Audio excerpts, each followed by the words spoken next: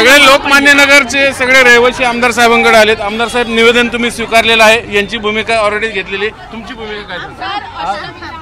थांबा आता, सांगा, बोल। आज या ठिकाणी थांबा एक मिनिट, थांबा ना आता।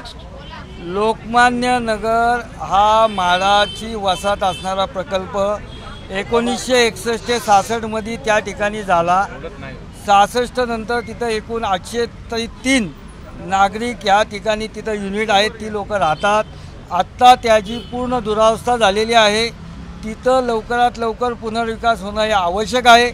मी जे 14 प्रकल्प मुख्यमंत्री साहेबांना दिले त्याच्यातील हा प्रकल्प एकात्मिक विकास आराखडा व्हावा या दृष्टिकोनातनं मी प्रयत्नशील होतो।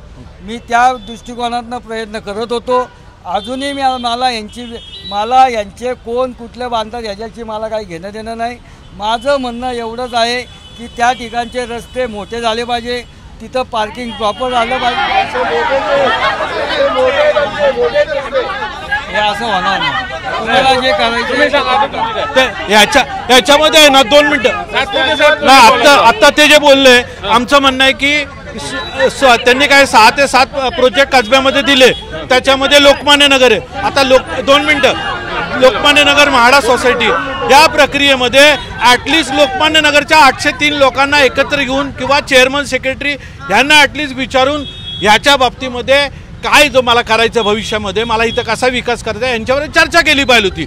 ही चर्चा न करता आणि मुख्यमंत्र्यांना देणं, त्याच्यामधनं ह्या लोकांमध्ये एक राग तयार झाला आमच्या मंडळींमध्ये आणि आम्ही सातत्याने याच्यावर आंदोलन करतोय आणि आम्ही ह्याच्याकरता आमदार साहेबांकडे आलो आणि आज आम्हाला कळतंय की आज त्यांचं जे म्हणणं आहे, मला तो थोडंसं हेमंतराव खटकलं की मला तुमचं काय चाललंय त्याच्याशी माझं घेणं देणं नाही आहे। अरे असं कसं म्हणून चालेल? तुम्ही आत्ता घेणं देण्याच्याबद्दल बोलले तर माझं म्हणणं की ज्या लोकांनी तुम्हाला निवडून दिलं, ज्या लोकांनी तुमच्यावर विश्वास ठेवला, अशा लोकांना जर काय तुमचं चाललेलं मला घेणं देणं नाही। गणेश सातपुते दिशाभूल करत आहेत। गणेश सातपुते माझ्या व्यक्त्याचं दिशाभूल करत आहेत। मी सांगताना सांगितलं की 14 जे माझे प्रकल्प आहेत, 6-7 नाही, 14 प्रकल्पांचा विकास करण्याचा 14 प्रकल्प विकसित करण्याचा मी प्रयत्न करत आहे। त्यामध्ये लोकमान्य नगर हा एक प्रकल्प आहे।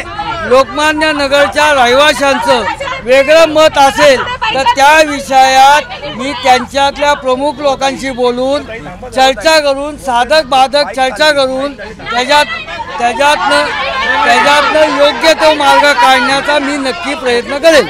आमदार साहेबांनी सांगितलं योग्य ते मार्ग काढू। मला काय म्हणायचं माहितीये का, ह्याच्यामध्ये आपण जे आलोय त्याच्यामध्ये स्थगिती हा एकमेव पार्ट आहे। आम्हाला स्थगिती हटाव लोकमान्य नगर बचाव, स्थगिती हटाव लोकमान्य नगर बचाव हे लोकांचं म्हणणं आहे। आता हा म्हाडाचा प्रकल्प नसून हा पुणे लोकमान्य नगरच्या नागरिकांचा प्रश्न आहे। भावना पोहोचल्या, मला वाटतं आता दोन्ही बाजू आपापल्या भूमिकेवर ठाम दिसतात, त्यामुळे आता यातनं मार्ग काय निघणार, कारण स्थगिती मुख्यमंत्र्यांनी दिलेली आहे, त्यामुळे पुढे काय होतं हे पाहावं लागेल। व्हिडिओ जर्नलिस्ट विकी कांबळे सह चनन मुंजे, जे मीडिया, पुणे।